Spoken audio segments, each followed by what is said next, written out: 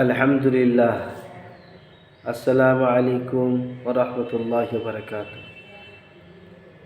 عن جابر رضي الله تعالى عنه قال قال رسول الله قال النبي صلى الله عليه وسلم أمسكوا عليكم أموالكم ولا تؤ ولا تؤتوها أحدا فمن أمر شيئا فهو له।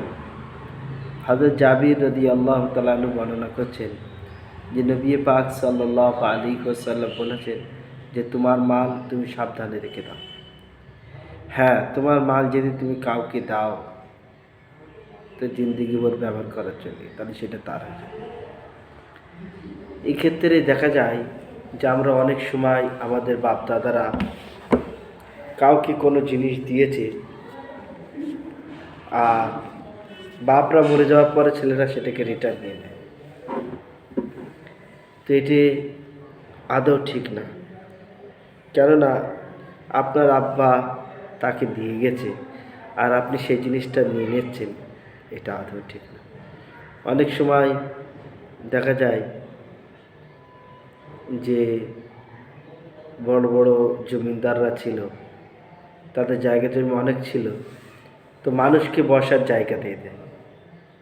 তো বসার জায়গা তার দিয়ে দিয়েছে, সে তো কোনো চুক্তি করেনি যে তুমি যতদিন বেঁচে থাকবে ততদিন তোমার, বাকি আমরা প্লেট নেব।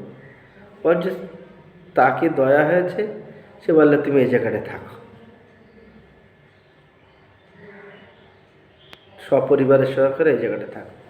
তাহলে বোঝা গেল যে সে ওইটে থাকো বলে দিয়েছে, মানে পুরো জিন্দিগি ভোর, তো ওইটা তার হয়ে যায়। আমরা অনেক সময় দেখি যে মার্কেটে যখন জায়গা ক্রাইসিস বা জায়গার দাম মূল্য বেড়ে যায়, তখন আমরা ওই সমস্ত জায়গায় কোনো মানুষের কাছ থেকে ফেরত নিই। এটা আমাদের শরীয়ত বিরোধী কাজ। এই কাজ থেকে আল্লাহ তাআলা আমাকে আপনাকে আল্লাহ তাআলা হেফাজত করুন। শুধু এইটা নয়, জায়গা দিয়ে বললাম, সমস্ত জিনিস, আপনি কাউকে একটা মোবাইল দিয়েছেন, কাউকে একটা সোনার আংটি দিয়েছেন, কাউকে একটা গাড়ি দিয়েছেন, তো যদি আপনার চুক্তি করা থাকে যে তুমি এখন ব্যবহার করো জিনিসটা, যখন আমার প্রয়োজন হবে আমি নিয়ে নেব, তাহলে আপনি ফেরত রিটার্ন নিতে পারবেন।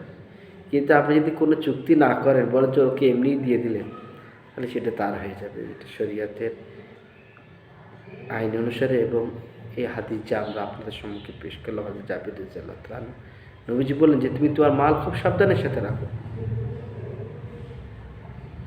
যদি কাউকে দাও তাহলে কিন্তু তার হয়, বুঝেননি?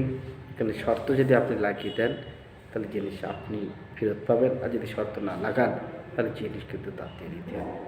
আল্লাহ তাআলা আমাদের সকলকেই তৌফিক দান করুন, শরীয়তকে সহি মতো বোঝার। আমিন।